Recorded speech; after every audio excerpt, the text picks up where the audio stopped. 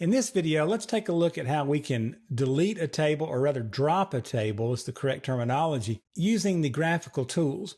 Now notice here is my table mark, and I've just copied into here my create table command that I used to create the table so that I can recreate it in my little demos here. So the first thing I'm going to do is go over here to the table in the Object Explorer, and I'm going to right click on the table, and notice here is the delete command. Okay, well, before I do that, I want to see any dependencies, so I can just click here. And if you remember, we did the sysdm and all that other stuff out there. Well, notice this is kind of cool because this will show me my list of dependencies, objects that depend on Mark, and it tells me right down here that it is a view. Let me cancel this and do that again.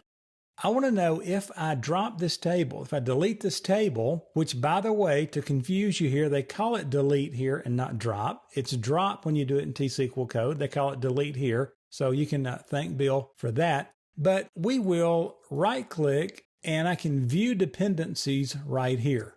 Now, that's kind of interesting, isn't it? And there is the little view M that I created right here. And you can see it's a view.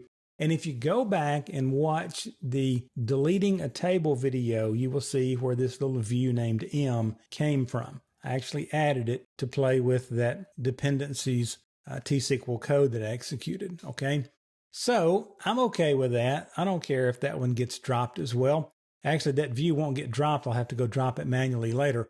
But I right click, I choose delete, and it's going to pop up here.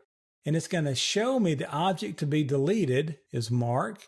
So I'm getting a little warning here graphically, and my show dependencies is right here as well. And I can see that. This is really cool the way Microsoft has done this. I got to give it to them here, right? And so there's my view, and I can say, okay, you know what? That's fine. Let's go ahead and delete this thing. And I click OK. And just like that, Mark is gone. Now I am going to execute this to put Mark right back.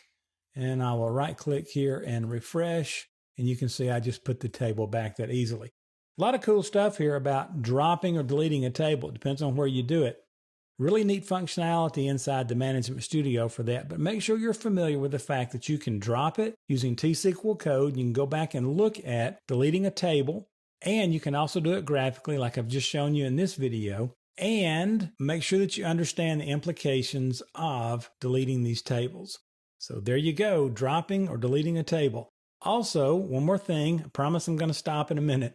This is not a bunch of teasers. If you go out in the working files folder, I have put out there a documentation for drop table in the T-SQL version.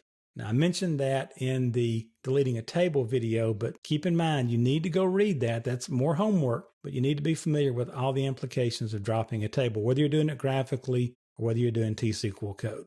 So there you go, dropping or deleting a table. Promise I'm done now.